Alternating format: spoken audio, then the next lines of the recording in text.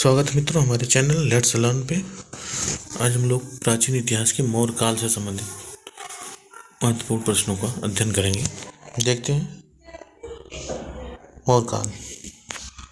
कलिंग में मौर्य प्रशासन का एक अधिष्ठान। अशोक के काल में मौर्य साम्राज्य के 5 प्रांतों का उल्लेख मिलता है। अधिष्ठान यानी राजधानी है।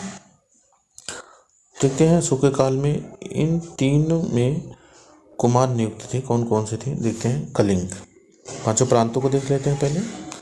कलिंग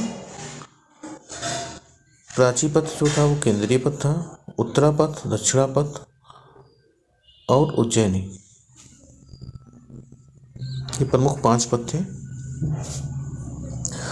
कलिंग की राजधानी जो थी तोसली थी। प्राचीपथ की यानी केंद्रीय मगध था, उसकी राजधानी थी पाटलिपुत्र। उत्तरापथ की राजधानी थी तक्षशिला।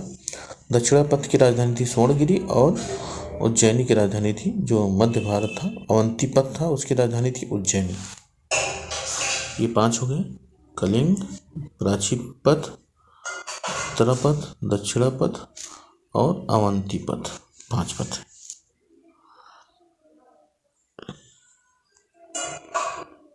बिंदुसार की राजसभा में आने वाला सीरिया का राजदूत था डायमेकस था।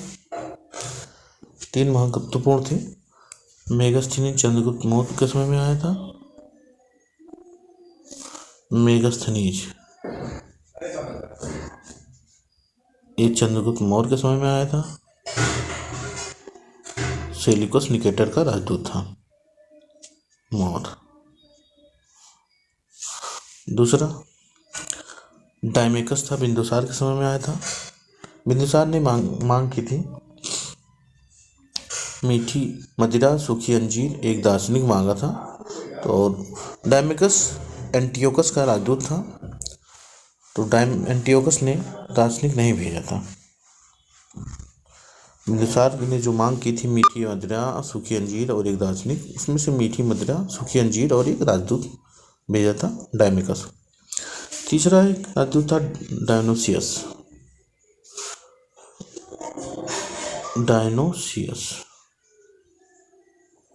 ये अशोक के समय में आया था। तो 3 महत्वपूर्ण है, मेगस्थनीज, डायमेकस और डायनेसियस। तो मेगस्थनीज चंद्रगुप्त मौर्य के समय में, डायमेकस बिंदुसार के समय में और डायनोसियस अशोक के समय में आया था। पौरवाध्यक्ष निरीक्षण करता था माप, तौल, बाट और तराजू, इन सबका, जिससे आजकल भी बाट माप विभाग है। अशोक के अभिलेख जो है प्राकृत भाषा में लिखे गए हैं और इन कई लिपि में मिले हैं। ये ब्राह्मी लिपि में 7 स्तंभ लेख भारत से मिला है, खरोष्टी लिपि में पाकिस्तान से मिला है और यूनानी ग्रीक लिपि और अरमाइक दोनों लिपि में अफगानिस्तान में मिला है।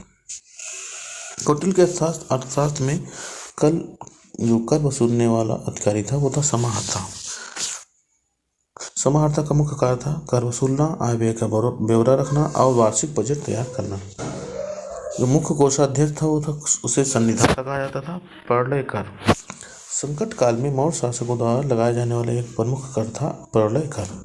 आपातकालीन स्थितियों से निपटने के लिए प्रलय कर लगाया जाता था। मौर्य काल में गुप्तचरों की जो व्याख्या की गई है वो 2 प्रकार के गुप्तचर थे।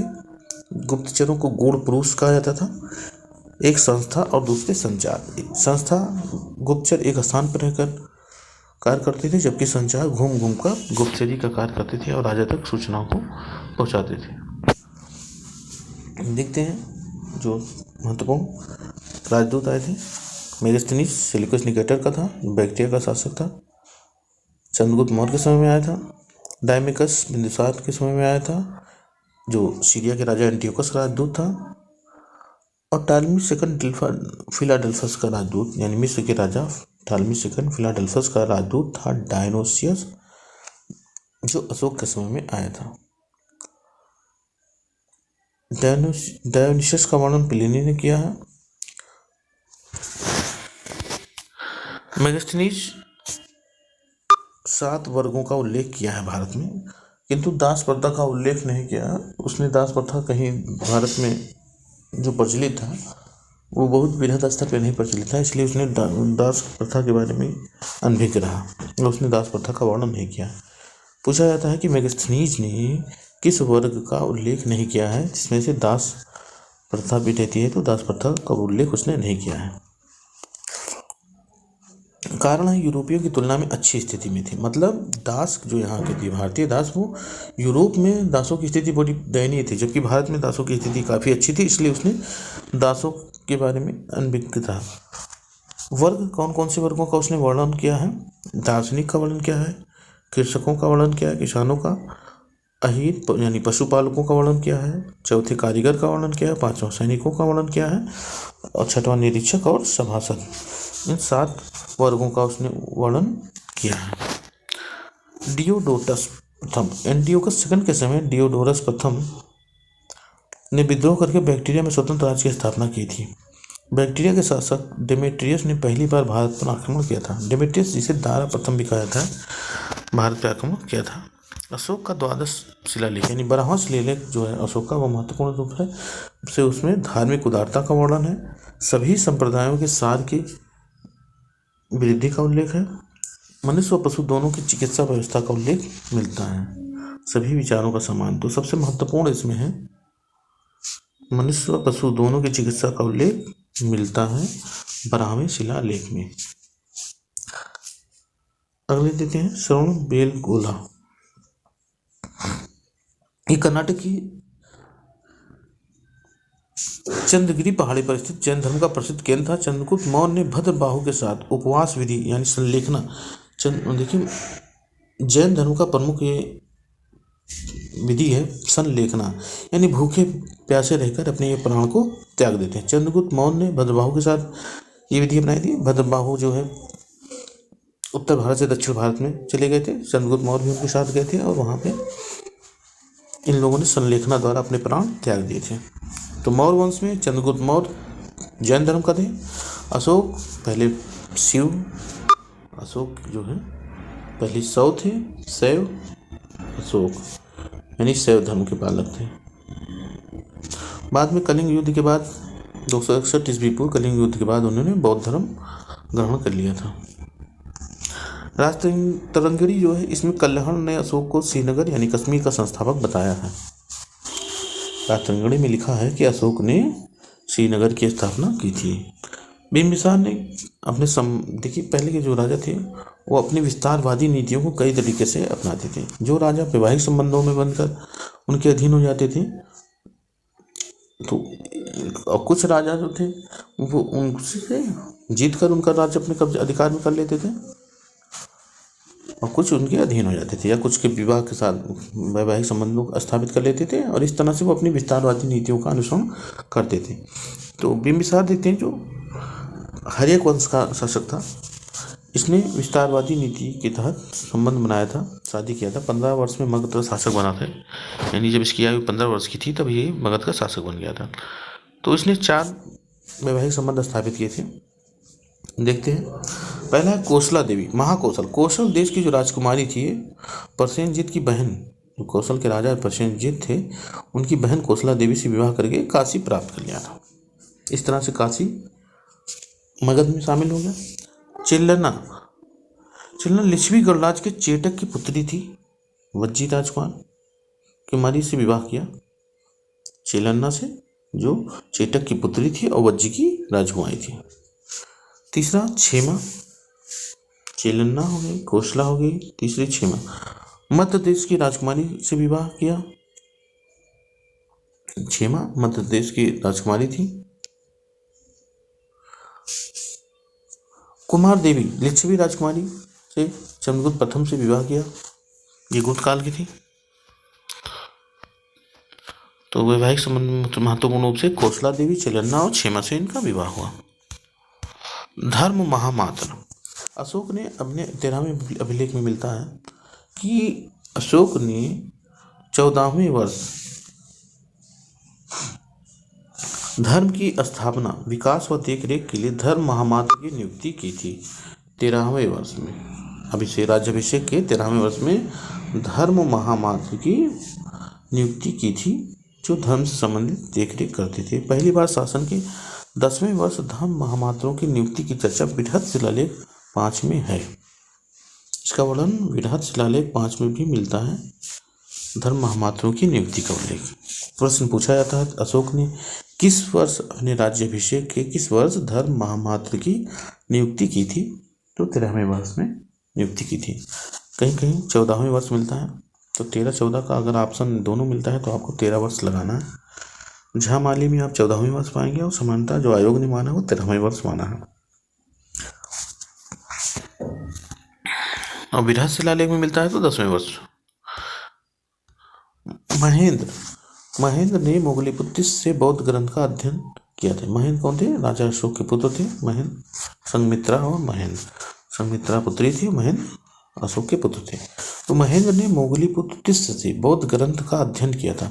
मोगलीपुत्र के बारे में हम लोग पढ़ चुके हैं कि ये तीसरी बौद्ध संगीति के अध्यक्ष भी थे और ये आजीवक संप्रदाय से थे।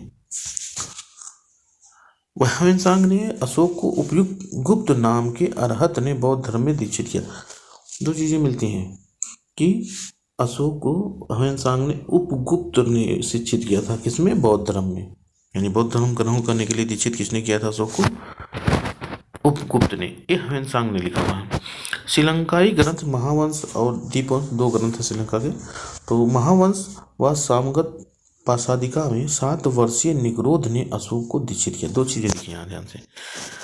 जो श्रीलंका के ग्रंथ महावंश उसमें मिलता है कि 7 साल के निगरोध ने इनको दीक्षित किया था। 2 चीज बातें आ रही। एक तो उपगुप्त लिख रहा है, ह्वेनसांग लिख रहा है कि उपगुप्त ने दीक्षित किया था, जबकि श्रीलंका के ग्रंथ महावंश में मिलता है कि निगरोध ने अशोक को दीक्षित किया था। दोनों ऑप्शन आते हैं। तो आगे देखते हैं। महावंश अशोक आजीवक संप्रदाय के मोगलीपुत्र तीसरी बौद्ध संगीति के जो अध्यक्ष थे 250 ईस्वी पूर्व पाटलिपुत्र में के प्रभाव से पूर्णतः बौद्ध हो गया। महावंश में ये लिखा हुआ मोगलीपुत्र के प्रभाव से। प्रभाव किसका था? मोगलीपुत्र का। और दीक्षित किसने किया था? निगरोध ने। महावंश में वर्णित है। तो प्रश्न इस तरह से पूछा था कि महावंश के अनुसार अशोक को किसने दीक्षित किया था, या ह्वेनसांग के अनुसार अशोक को किसने दीक्षित किया था? दोनों में अंतर है। सिंधु पाटलिपुत्र राजमार्ग का उल्लेख मिलता है। देखिए, मेगास्थनीज ने अपनी पुस्तक इंडिका में सिंधु से पाटलिपुत्र तक जाने वाले राजमार्ग को 1300 मील लंबा बताया, जो आगे ताम्रलिप्त यानी ताम्लुक तक जाता था, और दूसरा रास्ता हैमवतन था जो हिमालय की तरफ जाता था। पहला मार्ग जो था वो सिंधु था और दूसरा था हेमवतन। जी, हेमवतन हिमालय की तरफ जाता था और ये ताम्रलिप्ति तक जाता था 1300 मील सिंधु से ताम्रलिप्ति। एग्रोनॉमी और एस्ट्रोनॉमी 2 अधिकारी थे मौर्य काल में। तो दोनों में देखते हैं, जो एस्ट्रोनॉमी थे वो नगर के पदाधिकारी होते थे, जबकि एग्रोनॉमी मेगास्थनीज ने लिखा है कि एग्रोनॉमी मार्ग निर्माण का एक विशेष अधिकारी होता था, सड़कों की देखरेख करता था और 10 स्टेडिया की दूरी पर एक स्तंभ खड़ा कर देते थे। यानी हर 10 स्टेडिया की दूरी नापने की इकाई थी उस समय स्टेडिया। तो 10 स्टेडिया की दूरी पर एक स्तंभ खड़ा कर देते थे और ये जिले के अधिकारी थे। मार्ग सड़क निर्माण PWD से संबंधित एग्रोनॉमी थे। इसमें लिखते हैं कि पत्थर को चमकाने की कला ऐसी पूर्णता तक पहुंच गई थी कि इसके लिए आधुनिक क्षमता से परे लुप्त कला हो जाने की बात कही जाती है। यानी बहुत ही महत्वपूर्ण कला का वर्णन किया है उस समय स्मिथ ने। मौर्य कला अशोक स्तंभ की पालिश देखकर इन्होंने लिखा था स्मिथ ने कि पत्थर को चमकाने की कला ऐसी पूर्णता तक पहुंच गई थी कि इसके लिए आधुनिक क्षमता से परे लुप्त कला हो जाने की बात कही। मेगास्थनीज की इंडिका के बारे में देखते हैं। मूल रूप में ये उपलब्ध नहीं है। 304 से 299 ईस्वी पूर्व में यूनानी शासक सिलिकोस निकेटर द्वारा चंद्रगुप्त मौर्य के दरबार में भेजा गया राजदूत था। इंडिका के अंश उद्धरण रूप में बाद में अनेक यूनानी और रोमी लेखकों ने वर्णित किया। कौन कौन से लेखक? एरियन ने, स्ट्रेबो, प्लिनी की रचनाओं में इनकी झलक मिलती है। कुछ वहाँ से इंडिका से उद्धृत किए गए हैं, लिखे हैं, जैसे एरियन ने, स्ट्रेबो ने, प्लिनी ने, डियोडोरस ने, प्लूटार्क और जस्टिन ने भी। स्ट्रेबो ने मेगास्थनीज के वृत्तांत को असत्य व अविश्वसनीय कहा। जो मैगजीन ने अपनी यात्रा वृत्तांत में लिखा है उसको स्ट्रैबो ने नकार दिया है। चंद्रगुप्त मौर्य का दक्षिण गमन देखते हैं। भद्रबाहु के साथ जो दक्षिण में चले गए थे और वहाँ संलेखना द्वारा अपने प्राण त्यागे थे, उसको देख लेते हैं। चंद्रगुप्त मौर्य ने अंतिम समय में भद्रबाहु की शिष्यता ग्रहण कर ली। शासनकाल के अंत में मगध में 12 वर्षों का भीषण अकाल पड़ गया था। अकाल पड़ने पर, इससे निपटने में असफल होने पर, पुत्र के पक्ष में सिंहासन त्याग कर भद्रबाहु के साथ श्रवण बेलगोला यानी जो मैसूर में स्थित था में तपस्या करने चले गए और 298 ईस्वी पूर्व संलेखना यानी भूखे प्यास रहकर अपने शरीर को त्याग दिया इन्होंने भद्रबाहु के साथ। और चंद्रगिरी, यहाँ चंद्रगिरी पहाड़ी मंदिर चंद्रगुप्त बस्ती भी बसी हुई है वहाँ पे। न्यायालय के देखते हैं।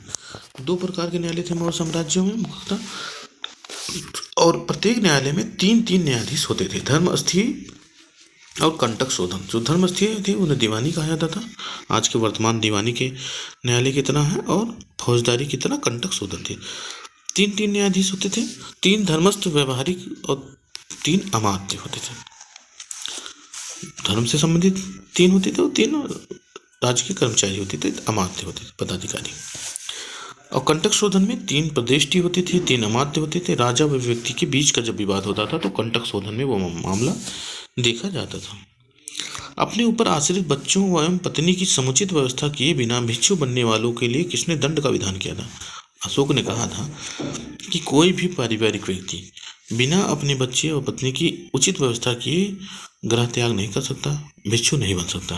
अगर ऐसा करता है तो उसके लिए दंड का विधान अशोक ने किया था। पन्ने अध्यक्ष वाणिज्य विभाग का अध्यक्ष होता था। ये वस्तुओं का मूल्य निर्धारित करने के साथ बाजार में इनकी आपूर्ति भी सुनिश्चित करवाता था। 13वां शिलालेख महत्वपूर्ण शिलालेख है। इसमें 5 यवन राजाओं का वर्णन मिलता है। एंटियोकस जो सीरिया का था, तुर्मे शासक जो मिस्र का था, टालेमिदित, अंतिकिनी मेसिडोनिया, एंटियोगोनस गेनाटस मुक्त सीरिया के शासक, और मलिक सुंदर जो कोरिंथ का अलेक्जेंडर। यहाँ अशोक ने धर्म प्रचार के लिए दूत भेजे थे। कहाँ कहाँ भेजे थे देखिए। दक्षिण में चोल, पांड और ताम्रोड़ी तक धम्म विजय किया था अशोक ने। इन 5 जो यवन राजाओं का वर्णन मिलता है 13वें शिलालेख में, यहाँ पर अशोक ने अपने धर्म प्रचार के लिए दूत भेजे थे। और दक्षिण में चोल, पांड्य और ताम्रपर्णी तक धम्म विजय किया था अशोक ने। 600 योजन तक मिलता है, 600 योजन तक। केरल पुत्र चोर, चेल, पांड्य, ताम्रपर्णी तक। क्षत्रिय पुत्र का वर्णन, कलिंग युद्ध का वर्णन भी इसमें मिलता है 13वें शिलालेख। तो ये भी पूछा जाता है कि दक्षिण राज्यों का वर्णन किस अभिलेख मिलता है, तो 13वें शिलालेख में मिलता है। दक्षिण के राज्य कौन कौन थे उसमें राजवंश थे? चोल, चेर यानी केरल पुत्र भी कहा जाता है चेर को, पांडे और ताम्रपर्णी। लौह प्रौद्योगिकी के बारे में देखते हैं। यूनानी इतिहासकार कार्टियस ने श्वेत लोहे का संदर्भ देकर कहा कि मौर्य काल में लौह उद्योग अत्यंत विकसित अवस्था में था। श्वेत लोहे का संदर्भ। 3रा शिलालेख में देखते हैं। अशोक के 3रे शिलालेख में युक्त राजूक एवं प्रादेशिक अधिकारियों के नाम है, जिसकी नियुक्ति अशोक ने अभिषेक के 12वें वर्ष में की थी। ये अधिकारी प्रति 5वें वर्ष अपने अपने क्षेत्रों के दौरे पर जाया करते थे। युक्त राज्य को प्रादेशिक हर 5वें वर्ष अपने क्षेत्र में दौड़ा करते थे और वहाँ के बारे में सूचना राजा को देते थे। इनकी नियुक्ति राजा अशोक ने अभिषेक के 12वें वर्ष में किया था। प्लिनी देखिए, प्लिनी जो है मिस्र लिखता है कि मिस्र के राजा टेलेमिदित फिलाडेल्फस ने डायोनिसियस नामक राजदूत मौर्य शासक बिंदुसार के दरबार में भेजा था। डायोनिसियस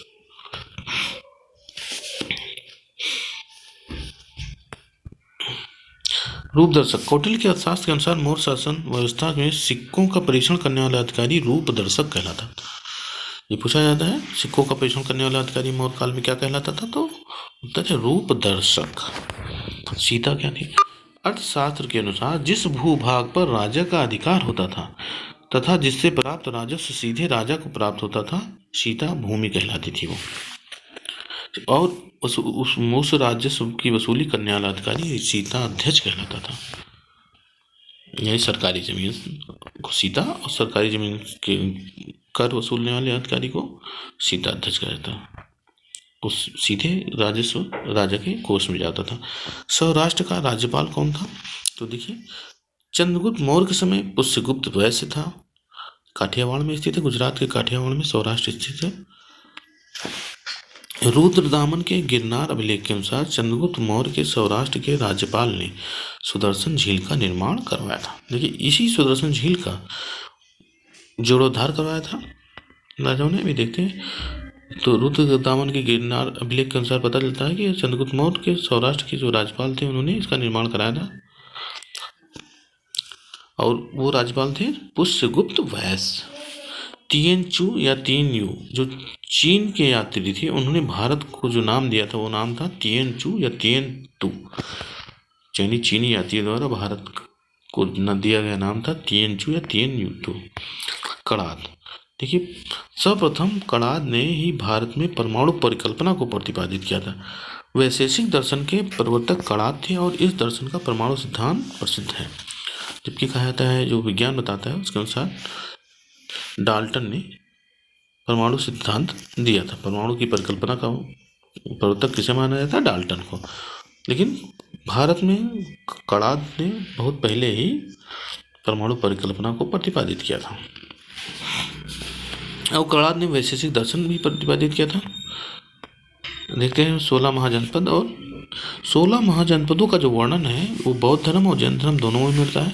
बौद्ध धर्म के अंगुत्तर निकाय में मिलता है और महावस्तु में मिलता है। जैन धर्म के भगवती सूत्र में मिलता है। इनके राजधानियों को देख लेते हैं। अंग की राजधानी चंपा थी, मगध की राजधानी गिरिवराज, राजगिरा पाटलिपुत्र समय समय पर राजवंशों के समय में रही है। कालाशोक के समय गिरिवराज था, राजगिरा था, और पाटलिपुत्र अशोक के समय था, चंद्रगुप्त मौर्य के समय था। वत्स की राजधानी कौशाम्बी थी, चेदी की सुक्तिमती, सूरसेन की मथुरा, अवंती की राजधानी, 2 राजधानियाँ थीं। इसी तरह से पांचाल की भी 2 राजधानियाँ थीं। देख लेते हैं, उत्तर में उज्जैनी थी, अवंती की राजधानी उत्तर में उज्जैनी थी और दक्षिण में महिष्मती थी। ये मालवा और मध्य प्रदेश में स्थित है। वत्स की राजधानी विराटनगर, ये राजस्थान में स्थित था। कुरु इंद्रप्रस्थ, जो कि मेरठ के आसपास, दिल्ली मेरठ के आसपास स्थित है। पांचाल की जो उत्तरी राजधानी थी वो अहिच्छत्र थी और दक्षिणी राजधानी थी कामपिल्य। कौशल की राजधानी श्रावस्ती थी और काशी की राजधानी थी वाराणसी। मल्लों की राजधानी कुशीनगर थी। वज्जी की राजधानी वैशाली थी। गांधार की राजधानी तक्षशिला, कंबोज की राजपुर और अस्मक की राजधानी पोटली थी। ये अस्मक गोदावरी नदी के किनारे स्थित था और सबसे दक्षिणी राजधानी, दक्षिण में एकमात्र राजधानी थी अस्मक। यहाँ चित्र में हम देख लेते हैं, जनपद राजधानी मूलक प्रतिष्ठान गोदावरी के तट पर स्थित था। कलिंग की राजधानी थी तोसली। देख लेते हैं यहाँ पे ध्यान से सारी 16 महाजनपदों को देख लेते हैं। कंबोज अफगानिस्तान में स्थित था। गंधार, लाजपुर, हाटक, तक्षशिला, झेलम, चिनाय, ये तक्षशिला सिंधु और झेलम के बीच में स्थित था। तक्षशिला ये सिंधु नदी है ये, और ये झेलम नदी है। तो तक्षशिला सिंधु और झेलम के बीच में स्थित था। फिर चिनाव, रावी, व्यास, सतलज नदियाँ थी जो सब सिंधु नदी में मिल जाती हैं। मत्स्य विराटनगर ये राजस्थान में स्थित है, स्थित था, मतलब उसमें कुरु, देखिए दिल्ली के आसपास का क्षेत्र है कुरु, यमुना नदी किनारे स्थित था। पांचाल गंगा नदी के आसपास का क्षेत्र था। अहिच्छत्र इसकी राजधानी थी और कामपिल्य थी। मथुरा सूरसेन ये यूपी में, कौशाम्बी इलाहाबाद के आसपास। वत्स की राजधानी थी। सुक्तिमती छेदी की राजधानी थी सुक्तिमती।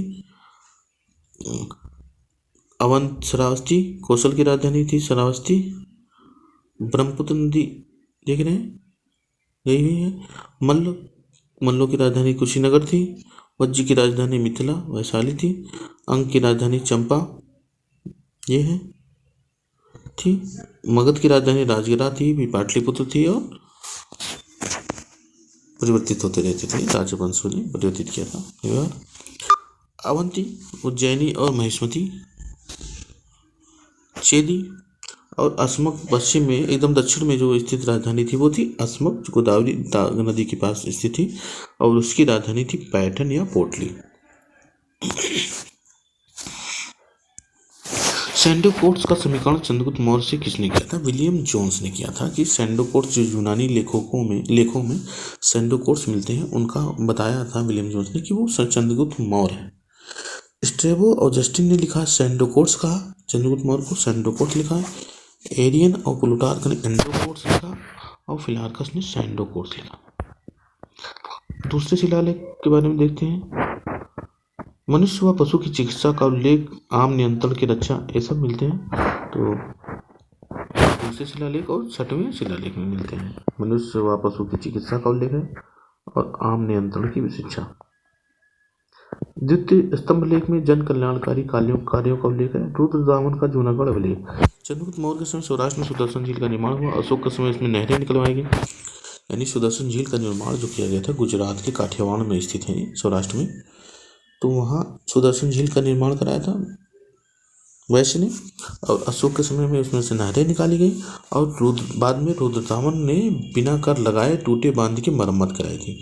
वो उस समय राज्यपाल थे सुविशाख से 3 गुना मजबूत उसने बनवाया था रुद्रदामन ने। चंद्रगुप्त मौर्य की सेना को डाकुओं का गिरोह कहा था जस्टिन ने कहा कि चंद्रगुप्त मौर्य की सेना डाकुओं का गिरोह था। सिकंदर की मृत्यु के बाद भारत ने अपनी गर्दन से दास्ता का जुआ उतार फेंका, ये कहा है। और उसके जन्मदाता थे सैंडो कोर्ट्स, ये भी जस्टिन ने कहा। चंद्रगुप्त मौर्य ने संपूर्ण हिंदुस्तान को 6 लाख सेना की मदद से रौंद डाला था। प्लूटार्क ने कहा है कि 6 लाख सेना लेकर चंद्रगुप्त मौर्य ने पूरे हिंदुस्तान को रौंद डाला। जो पहला नाम मिलता है भारत का, वो हिंदुस्तान मिलता है। राजा सौराष्ट्र का राज्यपाल होता। चंद्रगुप्त मौर्य के समय पुष्यगुप्त वैश्य था, जिसने सुदर्शन झील बनवाया था। अशोक के समय तुषास्प था। ये बहुत पूछा जाता है प्रश्न है कि चंद्रगुप्त मौर्य के समय सौराष्ट्र का राज्यपाल कौन था, अशोक के समय कौन था, रुद्रदामन के समय, और इसका 4 का बहुत वर्णन मिलता है। तो पुष्यगुप्त वैश्य था, जिसने सुदर्शन झील का निर्माण करवाया था। तुषास्प ने अशोक के समय में तुषास्प था, उसने जीर्णोद्धार कराया था। और रुद्रदामन के समय सुविशाख था, इसने भी जीर्णोद्धार कराया था। और स्कंदगुप्त के समय पाणदत्त था, जो चक्रपालित, इसका पुत्र चक्रपालित भी बाद में वहाँ का राज्यपाल बना था। अशोक ने वहाँ से नहरें निकलवाई थी। चंद्रगुप्त मौर्य ने अपना अंतिम समय चंद्रगिरी की पहाड़ियों पर व्यतीत किया था और संलेखना द्वारा अपने प्राण त्याग दिए थे। किसके साथ? भद्रबाहु के साथ। राजत्व केवल सबकी सहायता से ही संभव है, सिर्फ एक पहिया नहीं चल सकता। यानी राजत्व अकेला कोई व्यक्ति नहीं चला सकता। जिस तरह से किसी गाड़ी का एक पहिया गाड़ी को नहीं चला सकता, उसी तरह से राजत्व केवल एक व्यक्ति के चलाने से नहीं चल सकता। यह अर्थशास्त्र में लिखा है और इसे अर्थशास्त्र के लेखक हैं विष्णुगुप्त, चाणक्य। उनके 3 नाम हैं, चाणक्य, कौटिल्य और विष्णुगुप्त। 3 नाम मिलते हैं विष्णुगुप्त।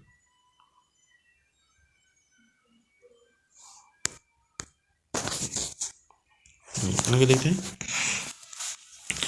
सेल्यूकस और चंद्रगुप्त मौर्य के बीच हुए युद्ध का वर्णन करता है एपियानस ने किया है।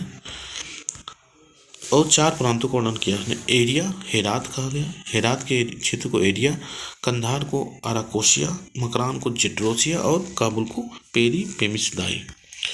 यूनानी इतिहासकारों ने बिंदुसार को संबोधित किया अमित्र कोट्स कहा है। बिंदुसार को अमित्र कोट्स। बिंदुसार के दरबार में राजदूत कौन कौन से हैं? डायमेकस और डायोनोसियस। देखिए यहाँ ध्यान देना है कि डायोनोसियस बिंदुसार के समय चला था, लेकिन बिंदुसार की मृत्यु हो गई थी, उसके बाद अशोक राजा बना था। तो डायोनोसियस जो है अशोक के दरबार में पहुंचा था, निकला था बिंदुसार के दरबार के लिए, लेकिन जब वो पहुंचा भारत तो उस समय अशोक का राज था। बिंदुसार ने दार्शनिक भेजने के लिए संपर्क किया था एंटियोकस, सीरिया के शासक एंटियोकस से। राज्याभिषेक के पूर्व अशोक कुमार था, कहाँ का? उत्तरापथ और अवंतिका कुमार था। अशोक के शिलालेख में 8वीं जातियों का उल्लेख मिलता है। 13वें शिलालेख में मिलता है कि 8वीं जातियों का उल्लेख है। बुद्ध धम्म और संघ में अशोक की निष्ठा प्रकट होती है भापुरु शिलालेख से। बुद्ध धम्म और संघ में अशोक की निष्ठा का प्रकट होती है भापुरु शिलालेख से। अशोक ने संघ भेद के विरुद्ध आदेश जारी किया था। सारनाथ में सांची के लघु स्तंभ लेख में उसने वर्णित किया था, संघ भेद के विरुद्ध आदेश जारी किया था। इसके विरुद्ध कोई कार्य करता है तो उसे दंड दिया जाएगा। अशोक ने जो धम्म की परिभाषा दी है वह ली गई थी राहुलवाद सूत्र से। राहुलवाद सूत्र से लिया गया था धम्म की परिभाषा। अशोक का संबंध यवनों से था, कंबोजों एवं गांधारों से था। ये शिलालेख 5वें और 13वें दोनों में उल्लेख मिलता है। अशोककालीन अर्ध स्वतंत्र गवर्नर था यवनराज दुशास्प। दुशास्प कहाँ का था? जूनागढ़। रानी का अभिलेख कहा जाता है कौशाम्बी का स्तंभ लेख, क्योंकि उसमें रानी कारुवती का उल्लेख है। कौशाम्बी के उल्लेख में को रानी का अभिलेख भी कहा था। रोम से मदिरा एवं दार्शनिक मंगवाए थे बिंदुसार ने। राजतरंगिणी में वर्णित मौर्य शासक जलौक का वर्णन है। देखिए राजतरंगिणी में अशोक का भी वर्णन है कि अशोक ने कश्मीर की स्थापना की थी। रोमिला थापर के अनुसार मौर्यों के पतन का प्रमुख कारण था केंद्रीकरण की प्रधानता। मौर्य स्वशासन में नगर प्रशासन का विस्तृत विवरण मिलता है इंडिका में। मौर्य काल में वेतन के अनुपात और लिपिक और उच्च अधिकारी में 1:96 का अंतर था। यानी लिपिक को 1 रुपये मिलते थे तो उच्च अधिकारी को 96 रुपये मिलते थे, यानी इतना अंतर होता था। गंगा घाटी में घेरदार कुएं सबसे पहले अस्तित्व में आए थे मौर्यों के काल में, जिसे वर्तमान में दिखाया था घेरदार कुएं रेडी बनाई जाती है। सर्वप्रथम दासों को कृषि कार्य में लगाया गया था मौर्यों के काल में। शूद्र को आर्य कहा गया। अर्थशास्त्र में शूद्रों को आर्य कहा गया। अर्थशास्त्र में कर वसूलने का कार्य सौंपा गया था समाहर्ता को। अकाल के समय राज्य कोष्ठागारों यानी अन्नागारों से पीड़ित लोगों को मदद की गई थी। इसका वर्णन मिलता है सोगौरा के ताम्रपत्र अभिलेख में और महास्थान के अभिलेख में। डियोडोटस प्रथम था, बैक्टीरिया का शासक था। अशोक के द्वादश शिलालेख में यानी 12वें शिलालेख में वर्णन है धार्मिक उदारता का और सभी संप्रदायों के सार की वृद्धि का। सन्निधाता कोष की देखभाल करता था। मौर्यों के पश्चात भारत की उत्तर पश्चिमी सीमा पर बैक्ट्रियन ग्रीक शासकों का अधिकार हो गया था। जो मौर्य काल में मुख्य रूप से सिक्का चलता था, मानक सिक्का, वो था पढ़, यानी मौर्यों के समय के सिक्के को पढ़ कहा जाता था। महत्वपूर्ण है। अशोककालीन राज्य कौन कौन से थे? राजा का वर्णन है एंटियोकस सेकंड जो था सीरिया का राजा था, इससे संबंध थे अशोक के। मिस्र का शासक तुर्मे था। मिसिडोनिया का शासक एंटिगोनस था और कोरिंथ का शासक अलेक्जेंडर था। अशोक के नाम, महत्वपूर्ण नाम कहाँ से मिलते हैं, कौन से नाम? तो अशोक का नाम जो मिलता है वो मिट्ठूर अभिलेख में है, अशोक नाम गुर्जरा में अभिलेख में, मास्की अभिलेख में और उद्गोलन अभिलेख। इन 4 अभिलेखों में अशोक नाम मिलता है। खरोष्ठी लिपि की उत्पत्ति हुई है अरामाइक लिपि से। अब स्रोत देखते हैं। चंद्रगुप्त को साधारण कुल का बताया है यूनानी लेखकों ने, जबकि ग्राम के मुखिया की दुहिता का पुत्र होता है। जैनों ने क्या कहा है? चंद्रगुप्त जो है गांव के मुखिया की दुहिता का पुत्र था। जबकि बौद्ध धर्म में कहा गया क्षत्रिय कहा गया है और ब्राह्मण स्रोतों में इसे शूद्र कहा गया। अंतर मिलता है हर जगह। अर्थशास्त्र पर टीका लिखा था भट्ट स्वामी कृत प्रतिपदा पंजिका। अर्थशास्त्र पर टीका कौन सा है? भट्ट स्वामी का प्रतिपदा पंजिका। मौर्य स्तंभ के लिए पत्थर चुनाव से लाए जाते थे। अशोक के समय कुमार नियुक्त थे तोसली, तक्षशिला और उज्जैनी में। और तक्षशिला का जो है वहाँ विद्रोह हो गया था, जिसे दबाने के लिए अशोक को भेजा गया था बिंदुसार के समय। अर्थशास्त्र के अध्यक्ष प्रचार अध्याय में कुल 26 अध्यक्ष हैं। अर्थशास्त्र में एक अध्याय है अध्यक्ष प्रचार, उसमें 26 अध्यक्षों का उल्लेख मिलता है। मौर्य प्रांतों में अर्ध स्वतंत्र था सौराष्ट्र, अर्ध स्वतंत्र था। कालसी कहाँ स्थित है? देहरादून में, उत्तराखंड के देहरादून में। मौर्य वंशों का वंशीय चिन्ह था, यानी मौर्य कहाँ किन राजवंशों का चिन्ह था? वो था मौर्य वंश का। इस किसने कहा है? गुरुन वैडल ने कहा है। विक्रम संवत 58 ईस्वी पूर्व की है और शक संवत 78 ईस्वी का। तो दोनों में अंतर पूछा जाता है कभी कितने वर्ष का अंतर था, तो 58 चूंकि ईस्वी पूर्व का है और 78 ईस्वी का है, दोनों को जोड़ते हैं तो 135 वर्ष का अंतर था। ये पूछा गया है प्रश्न इसमें। कलचुरी संवत 298 ईस्वी का है और लक्ष्मण सेन बंगाल के थे 1119 ईस्वी का है। गुप्त संवत 320 ईस्वी का। कली संवत 3102 ईस्वी पूर्व। The Age of Imperial Unity के लेखक राधा कुमुद मुखर्जी हैं। Radha Kumud Mukherjee. The Age of Imperial Unity के लेखक सिकंदर के साथ भारत न्यार का सहायता। और कई लेखकों ने बिना आए हुए यहाँ का वर्णन किया है। अशोक की माँ का नाम सुभद्रांगी था, पिता के नाम बिंबिसार था, उनकी पत्नी का नाम विदिशा महादेवी और कारुकी, दो नाम मिलते हैं। उनके दामाद का नाम अग्नि था, पुत्री संमित्रा थी और पुत्र महेंद्र और तीबर, दो पुत्रों का उल्लेख मिलता है। कंधार अभिलेख की लिपि खरोष्टी और रामायण दोनों लिपि में है। जो है देखिए, ये पूछा जाता प्रश्न कि अशोक की कौन सी सा अभिलेख दो लिपियों में है। तो अशोक का दो लिपियों में जो अभिलेख है वो है खरोष्टी और आरामाइक लिपि में कंधार अभिलेख। अशोक की ब्राह्मण विरोधी नीति का मौर्य साम्राज्य के पतन का कारण किसने बताया? HP शास्त्री ने कहा था कि ब्राह्मण विरोधी नीति के कारण अशोक मौर्य साम्राज्य का पतन हुआ। कन्फ्यूशियस सेकंड को भारत का विजेता माना है चीनी लेखकों ने।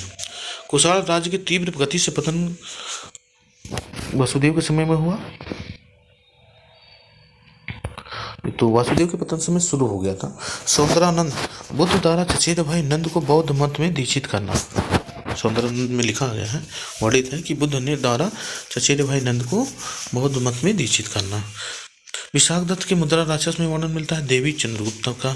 कुशाण युगीन कला के केंद्र थे गांधार, सारनाथ, अमरावती और मथुरा। सातवाहन वंश के बारे में देख लेते हैं। मात्र सत्तात्मक था, सीसा, तांबा और कांसा इनके सिक्के चलाए थे, और सबसे ज्यादा सिक्के जो चलाए थे सातवाहनों ने वो थे सीसे के सिक्के। आता है सीसा सिक्का महत्वपूर्ण सिक्का था सातवाहनों के समय। काव्य शैली का पहला नमूना जो मिलता है रुद्रदामन का काठियावाड़ अभिलेख 150 ईस्वी का है। काव्य शैली का पहला नमूना। प्लिनी 77 ईस्वी में लैटिन में नेचुरल हिस्ट्री का लेखक कौन था? प्लिनी था। भारत का सबसे बड़ा जलयान उसने बताया कि 75 टन का बताया था उसने, प्लिनी ने लिखा। शिव को वैदिक काल में रुद्र कहा जाता था और तमिल में शिव को मुरुगन कहा गया, उसे सामंजस्य किया गया।